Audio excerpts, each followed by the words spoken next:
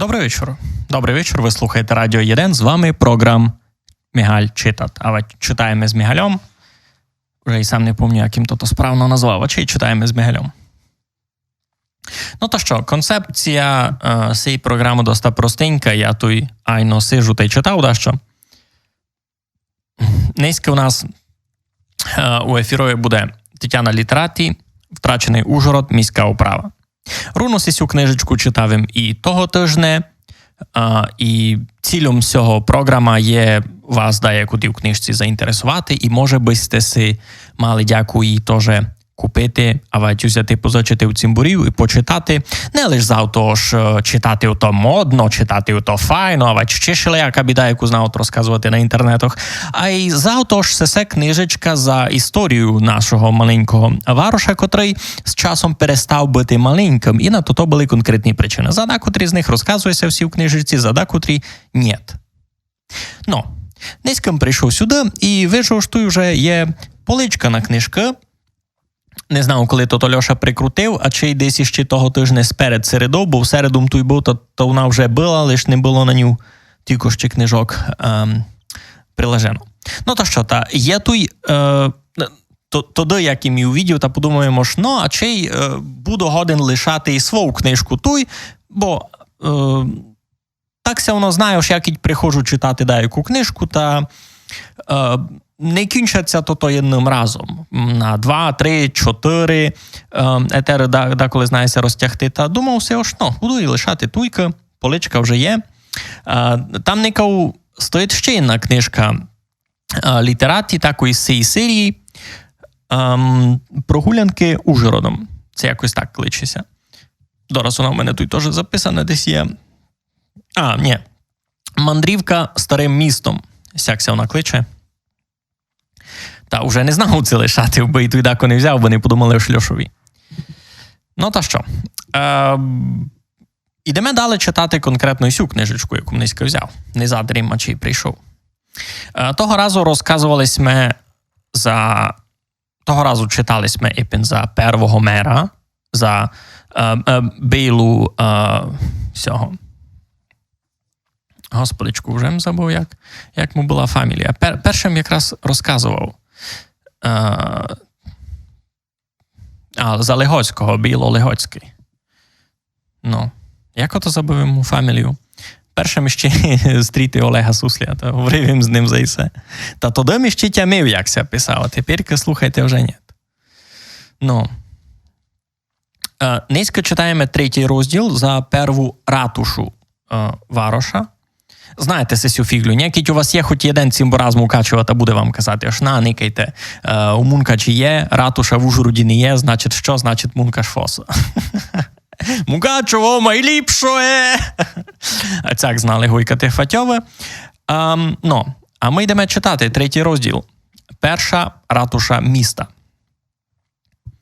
Розповідаючи про міську управу та бургомістрів, не можна оминути найцікавішого. А де ж вони працювали?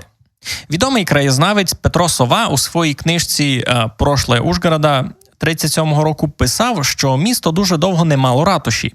Її функції виконував будинок старости. Коли староста змінювався, як ми вже знаємо, відбувалося це здавна щороку, весь інвентар за протоколом передавався новому очільникові міста і переїздив до його будинку.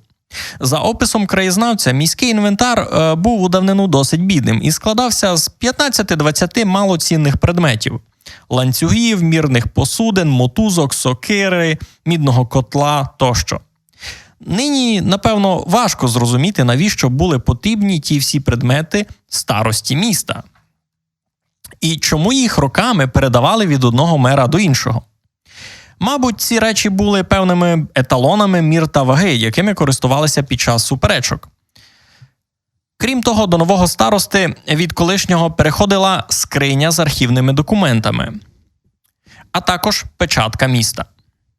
Петро Сова зазначав у своїй книжці, що 1800 року для архіву виготовили спеціальну дубову шафу, котра збереглася в хорошому стані до наших днів. Ну, тобто до 1937 року, коли вийшла його праця. Її переносили з дому одного старости до дому іншого, потім з однієї ратуші до іншої, але вона витримала все і досі зберігається в експозиції обласного краєзнавчого музею імені Теодора Легоцького. Між іншим, я тот шифон видів. В момент, коли я його видів, він був у краєзнавчому музеї в Ужгородському замку. Так аби сте мали дяку той час, та можете і ви на нього поникати. Він там, як заходите у саму будову замку, та доправа, там, де краєзнавчий музей, на 3-му етажові, там був тот величезний шифон. Ну, та що, читаємо далі. Щороку переносити ту шафу та інше майно міста до будинку нового старости було, звісно, дуже незручно. Та й не кожен староста, мабуть, був у захваті від того, що його житло ставало публічним місцем, куди щодня приходило багато людей. Тому, за даними все тієї ж праці Сови, 9 грудня 1807 року місто придбало будинок навпроти комітатського дому, тобто жупанату, що якраз тоді зводили. Ця найперша будівля ратуші в 1840 році згоріла, але на її місці звели нову. Який вигляд мала відбудована ратуша навпроти жупанату, можна побачити на кількох старих світлинах. Завдяки тому, що вона простояла орієнтовно до кінця 20-х, початку 30-х років. Її зображення вдалося все-таки зафіксувати. У стінах цієї будівлі міська управа діяла з часу відбудови після 40-го аж до 1892 року, тобто близько 50 років. Зберігся цікавий спогад, що саме в тій будівлі 1878 року мешканці міста мали нагоду вперше побачити колорадського жука. Плакат із його зображенням був вивішений у холі міської управи, аби містяни могли ознайомитися і потім пильнувати, чи не завівся такий шкідник на їхньому городі. Саме в цій будівлі працював і згадуваний вже нами бургомістр Бейло Легоцький. Він же організував переїзд міської управи на нове місце, коли стара будівля вже почала загрожувати безпеці працівників та відвідувачів. За 50 років споруда стала затісною для збільшеної кількості чиновників. Занепокоєння викликав і технічний стан будівлі. Вже 1878 року місцева газета «Унг» писала, що на великодню політичну нараду в залі магістрату зібралося багато людей, але вони переступали поріг будівлі з острахом, бо ратуша, відслуживши чимало років, перебувала в дуже поганому стані. Особливі побоювання були щодо стелі зали засідань. Вона, здавалося, будь-якої хвилини могла впасти присутнім на голови. Тож у квітні 1882 року почався переїзд міської управи, міської каси та пожежної служби на нове місце. А будівлю першої ратуші відремонтували і влітку 1884 року здали в оренду приватній школі для дівчат, яку заснувала в місті Гедвіга Оттефекете. Розділ 4. Друга ратуша міста в монастирі Паулінів. Про те, що магістрат має переїхати до іншої будівлі, почали говорити ще за 20 років до того, як переїзд, власне, відбувся. Наприкінці 1870-х міська управа пригледіла собі просторішу будівлю неподалік, на площі Кальварії. На місці нинішньої ЗОШ номер 4 в ті часи стояла велика споруда, яка належала скарбниці і якою користувалося лісництво. Споруда мала давню історію. Якщо вірити публікації в газеті «Унг» за 1882 рік, старовинна будівля на підвищенні спочатку належала палошам або паулінам, тобто чернечому ордену святого Павла Відлюдника, і в ній мешкали ченці. Однак 1785 року цісар Йозеф II заборонив орден паулінів, нібито за те, що опиралися германізації, і від них забрали все майно. Так опинився у власності скарбниці й монастир паулінів в тодішньому Унгварі. Будівля його мала бути дуже старою. Ми ж пам'ятаємо, що казна її забрала у паулінів ще в 1785 році. Та як саме вона виглядала, на жаль, невідомо. У 1879-му Міністерство фінансів дозволило лісництву обміняти колишній монастир паулінів на іншу міську споруду. Тож невдовзі міська управа отримала цю будівлю у власність. Подобалося це далеко не всім містянам. Старості Бейлі Легоцькому дорікали, що він поміняв одну аварійну будівлю на іншу. Зате одержав великий власний робочий кабінет, якого доти не мав. Кілька років тривали переговори та ремонти, і врешті у квітні 1882 року почався переїзд міської управи, міської каси та пожежної служби на нове місце. Газети писали, що у великій залі там гарна акустика, але загалом будівля не вартує того, аби її купувати, адже всі її вади, сховані тепер під свіжим шаром штукатурки, незабаром обов'язково дадуть про себе знати. У магістраті виправдовувалися тим, що розглядають колишній монастир лише як тимчасову будівлю ратуші, бо намічали з часом звести простору споруду, у якій би знайшлося місце для всіх міських служб. Але перебування магістрату в стінах колишнього монастиря Паулінів розтягнулося на довгі 18 років. За той час вигляд площі перед магістратом не дуже змінився. Дерев'яний паркан, який його обгороджував сад перед будівлею, знесли, відкривши гарний краєвид на пагорб Кальварії та сформувавши невеличкий сквер з лавицями, майже на тому ж місці, де він є зараз перед ЗОШ номер 4. Великі залізні ворота, що залишилися від старої огорожі, перенесли ближче до входу в будівлю, а на їхніх металевих стовпах у 1888 році встановили дві красиві вази, виготовлені в місцевій промисловій школі. З тим подарунком промислової школи вийшов невеликий конфуз. Журналісти помітили на вазах зображення баранячих голів. Їх було добре видно навіть крізь гірлянди штучних квітів. І ціле місто гуло, що барани на вході до магістрату прозоро натякають на те, хто саме сидить у будівлі.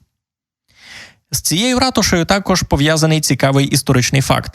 Саме там, 22 жовтня 1895 року, зареєстрували перший в історії міста цивільний шлюб.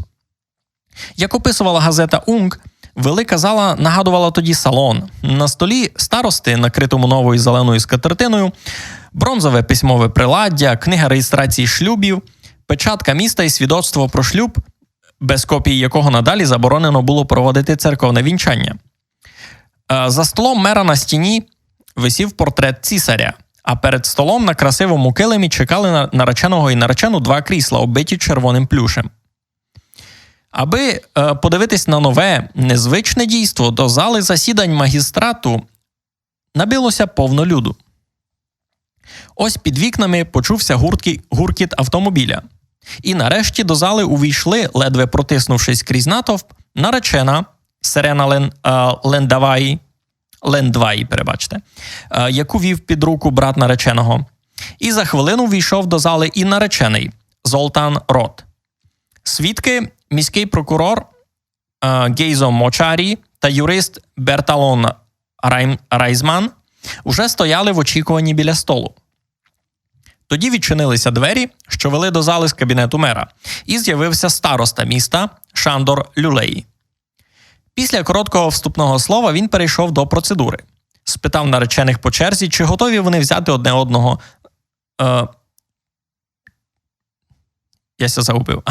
Чи готові вони взяти шлюб одне з одним? Після ствердних відповідей обох присутні в залі дружно вигукнули традиційне тоді вітання «Хай живе», тобто «Ілієн». І вже збиралися розходитися, та секретар зупинив усіх, сказавши, що церемонія ще не закінчена, бо свою згоду треба підтвердити підписами.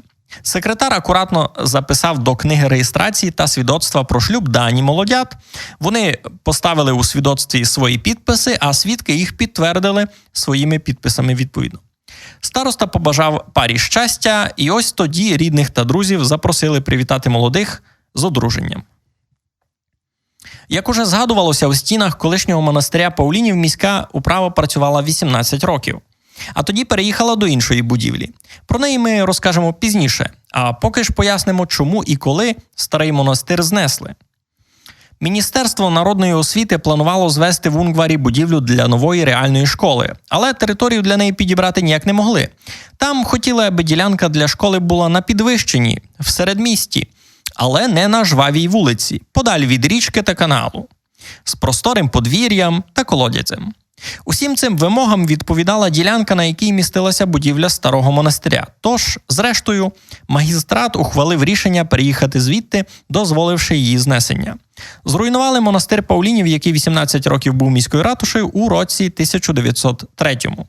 На його місці звели красиву будівлю школи, яка й нині височіє на площі Жупанацькій. Тут уведена і фотка 4-ї школи.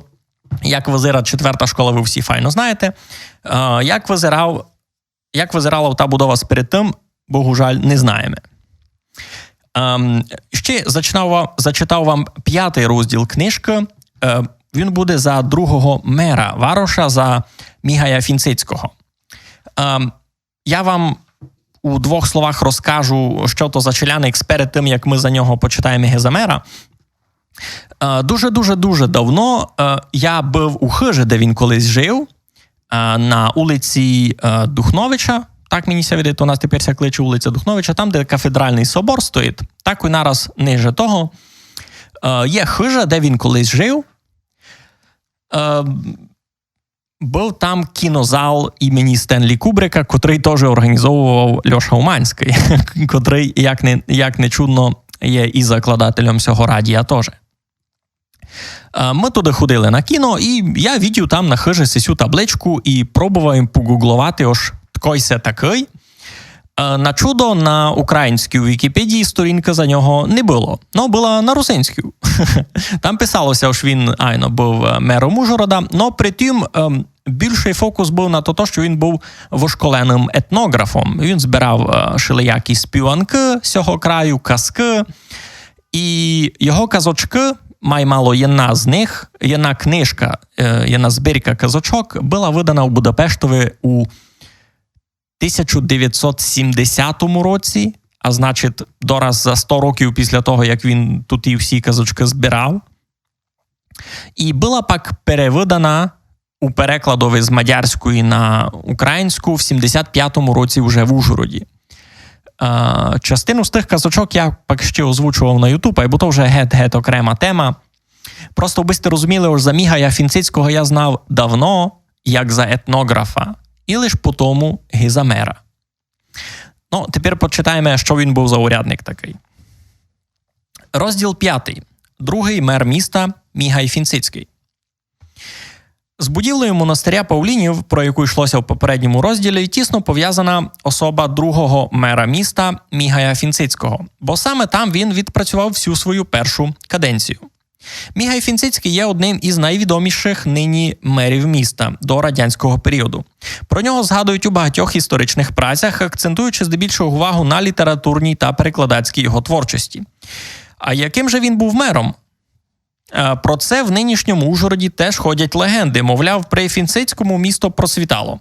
Однак у ті роки, про які ми розкажемо далі, Фінцицький насправді не міг похвалитися великими успіхами, а його перша каденція і взагалі скінчилася грандіозним скандалом із порушенням адміністративної справи, яку розглядали в суді протягом 2 років. Але давайте про все по порядку. Мігай Фінцицький народився 22 вересня 1842 року, зовсім неподалік тодішнього Унгвара, у малесенькому селі Унгчепелі, яке тепер просто одна вулиця словацького містечка Великих Капушан.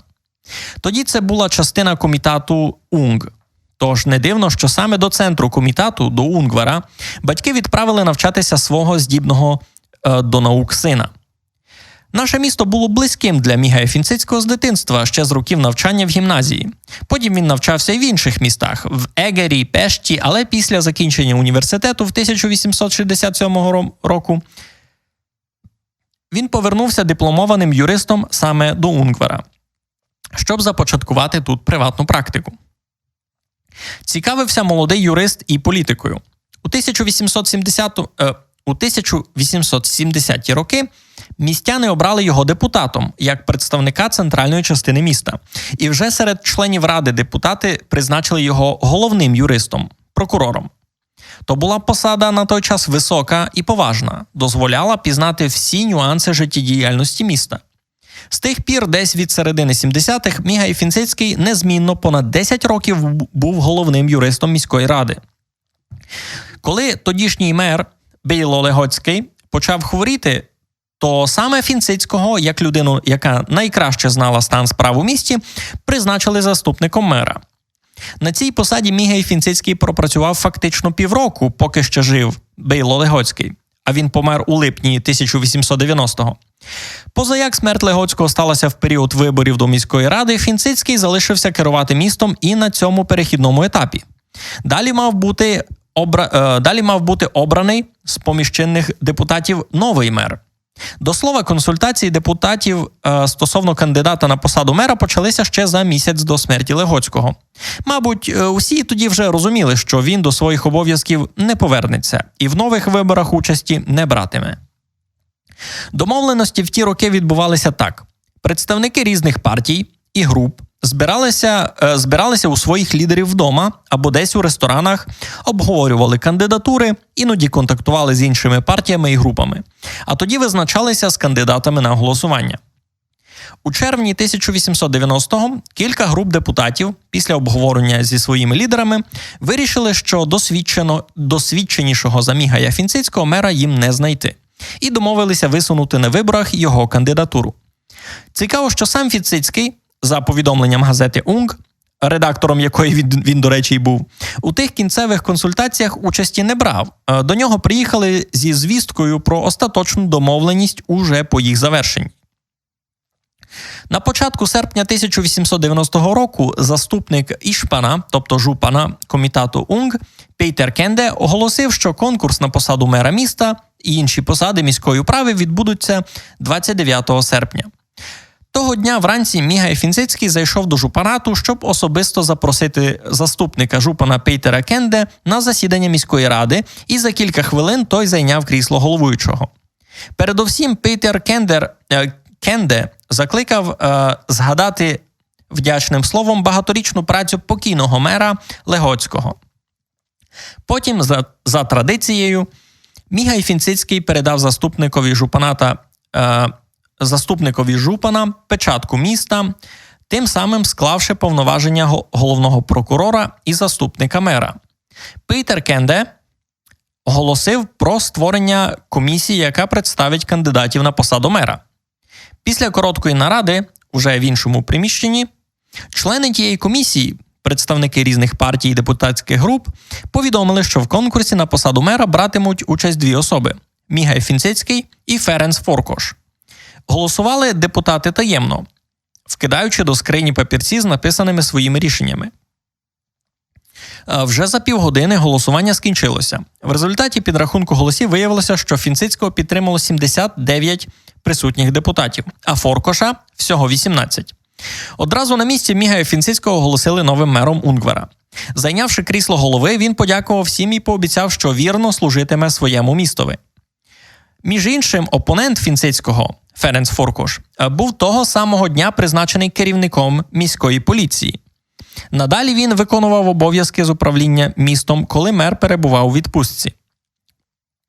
Робота на посаді мера, звісно, не була новою для Мігая Фінцицького. Після 29 серпня 1890 року він просто продовжив те, що вже робив впродовж перебування на посаді заступника. У 1891-му Фінцицький, котрий дуже любив порядок у веденні справ, підготував детальний звіт про стан міста і результати своєї роботи за перший рік перебування на посаді. З цього звіту можна, наприклад, дізнатися, що в Унгварі того року налічувалося 11 808 мешканців. Із них 5594 чоловіки і 6214 жінок. Щодо віросповідання, статистика була такою: 3997 римокатоликів, 3736 іудеїв, 3059 греко-католиків, 836 реформаторів, 151 лютеранин, 18 православних, 9 англіканців і 1 нейтраліст. Інтересно, бако був тот нейтраліст. Перший ужгородський тот агностик. Мешкали містяни в 1308 будинках на 34 вулицях, причому лише 2 з цих будинків були двоповерховими. За 1891 рік поліція заарештувала 415 осіб. Крім цих даних, звіт містив чітку інформацію про надходження і видатки Унгвара. Цей докладний звіт мера, який високо оцінили і депутати, і місцеві мешканці, був опублікований у газетах, аби кожен міг з ним ознайомитися. Одним із найважливіших завдань для себе Мігай Фінцицький вважав будівництво каналізації. Цим питанням він почав опікуватися ще до того, як офіційно став мером. 1889 року навіть їздив з планами будівництва каналізаційної мережі до Будапешта, аби проконсультуватися там зі спеціалістами. Коли Фінцицький показав плани інженерові Генрікові Вольфарту, той повністю їх переробив, так що майбутні роботи з прокладання мережі здешевшали. Облаштування каналізації і асфальтування вулиць були для мера Фінцицького важливими, та не менш важливими робота лікарні, опіка над бідними, допомога культурним товариствам тощо. Велику громадську роботу проводила в ті роки дружина мера, талановита акторка, музикантка і співачка Ліна Лам. Вона заснувала благодійне товариство «Друзі дітей», яке допомагало бідним дітям, дарувало їм одяг та шкільне приладдя.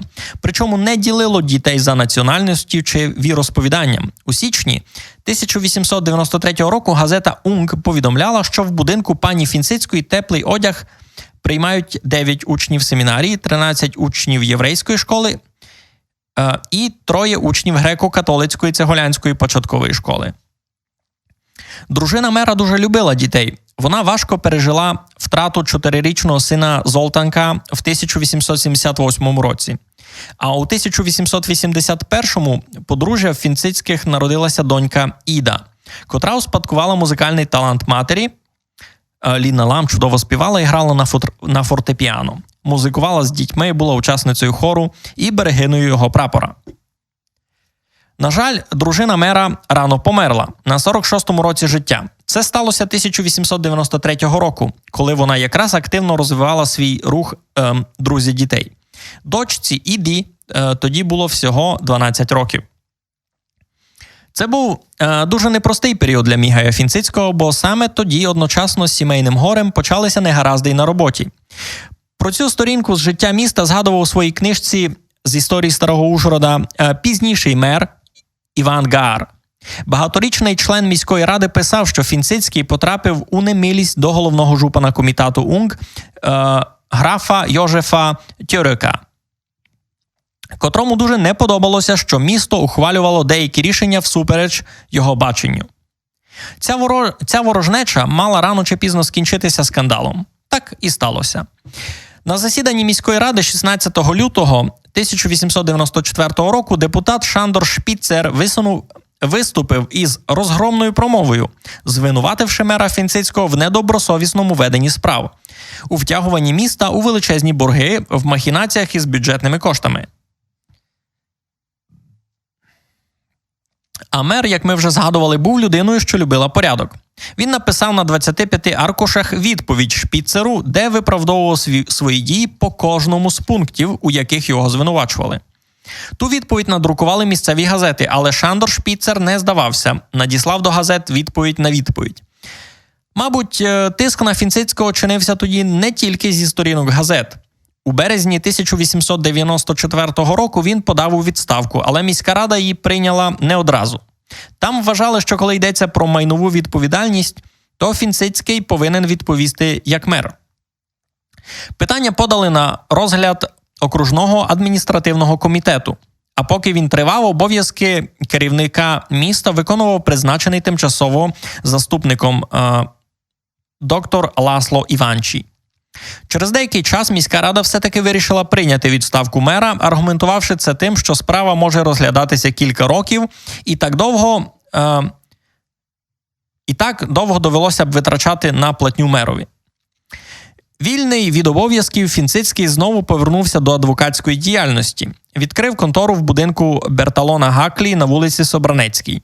У той час він активно займався перекладацькою роботою, працював з історичними матеріалами, займався вихованням доньки Іди. А ще чекав, поки ситуація зміниться і місто буде готовим прийняти його повернення. На цьому конець 5-го розділу. на цьому кінчиться історія Мігая Фінцицького гікой мера Вароша. Ну, і я собі так гадав, насправді,